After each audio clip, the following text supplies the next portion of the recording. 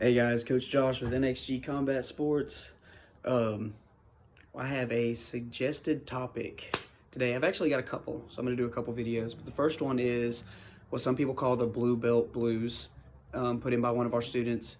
It was talking about the balance between work, family life, kind of not, I don't want to say interfering with jujitsu, but almost feeling like you're overwhelming or you are neglecting either jujitsu because of those things or you're neglecting those things because of jujitsu. Um, Sometimes we don't always remember that we kind of get to choose our mindset. Sometimes we have to back out and then say, hey, I'm looking at this all wrong and gear it another way. But our minds oftentimes will drag us down like that. I'll explain a little bit better. Um, you have to have an open line at home. Hey, I plan on doing jujitsu pretty regularly on these nights. Do you? Yeah, that night might work better. Okay, so let's build a schedule up. Let's do this. Maybe every other week I do 3 classes. Every other week I do 2.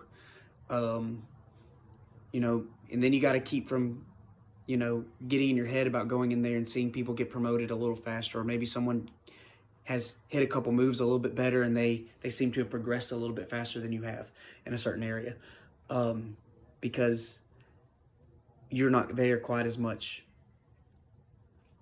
Or maybe you're the person that just goes anyways, and then you argue when you come home, or your stress levels are high when you come home because of it, or your stress levels at work are high because maybe you didn't meet a certain deadline, or maybe you didn't go to jujitsu because of a certain work deadline, and now you look at your job with some resentment because it kept you away from jujitsu. It's either jujitsu kept you away from something or something else kept you away from jujitsu, when really there is a balance to be found. But it's a mindset too, because you may not like the balance, but you have to choose the best balance, even if you don't like it, and stick with it. If you only get to do jujitsu one night a week, you're doing jujitsu one night a week more than you would if you quit, or more than you would if it caused a big fight at home and almost put you in a divorce and you have to quit then, or if you lose your job and can't pay for jujitsu, or if you go to jujitsu 5 nights a week and you're sore and injured, and then it costs you to have bad performance at work because um, your quality of life matters. Like, you have to go to work, so you can't work out too hard sometimes, and not everybody's going to be the same. So you look around on the mats and you'll see people doing things differently from you, and you're like, man, I wish I could do that, but it's just not in the cards for you. Maybe it's just not in the cards for you right now. Maybe it'll happen later, but there's not a finish line. That's a big thing I tell the kids and I tell new students and stuff is, man, I've been here for like a year and I feel like I either need a stripe or how does the blue belt thing work? And excuse me, after they've asked 3 or 4 times, you're like, hey, there's no finish line. When you get your blue belt, you get your purple belt, you get your brown belt, you don't automatically get better the next day because you showed up wearing a different belt. Um, if you get hurt and you have to take off for 2 weeks, you can't get discouraged in those 2 weeks. You're not going to come back and be, way at the bottom of the totem pole. And if you are, guess what? You can build right back up. Probably faster too, because you've already been there. So it's not going to take you long to catch back up. But there's no finish line. This is something we do for our lives. We do this forever. We want to do this until, we're 90 years old. We want to be able to do this. So you got to stay healthy. Part of that, staying healthy at work, keeping your mind good and clear. Definitely being healthy at home, making sure that your family's either involved with your jujitsu or supportive of your jujitsu. You can't let them feel neglected. At the same time, you should have that conversation, because you don't want your family to, put you in a spot where sitting on the couch and drinking beer is more important than going to jujitsu and being in the gym at least 1-2 nights a week. I don't expect everybody to be able to go 5 nights a week. That'll that unless your family's supportive and they're with you, that's not going to work. You got to find time for everybody, and it's possible. You just got to remember that 1 or 2 days a week or 3 days a week or whatever the actual number is, if it's not what you feel like is enough, it's a whole lot better than none. You got to stay positive throughout all of that. And I will continue to use this term throughout this video and probably throughout the rest of the night. And as long as I'm teaching, there's not a finish line. Layoffs happen, injuries happen, spots to where you're having a hard time paying your tuition happens. Um, coming to the gym consistently and then hitting a plateau and just not, and feeling like you're not getting any better happens. It's no big deal. You know, keep taking steps forward. Don't take any steps backwards. Getting in your head and not coming because you feel like you didn't have a good night before and you don't want to go back and get beat up again. That's backsliding on it. That's not going to do you any good. Taking a mental night because you're exhausted, that's good. That's a good thing. Taking some time off occasionally, taking that extra night off is a good thing. As long as you're in the right headspace, how you do it.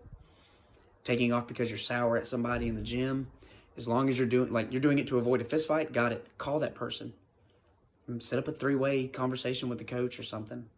You know, especially like where we are, it's very rare, but we're such a big family. Families fight and argue sometimes, but we're not going to let it go to a 4th party, 5th party.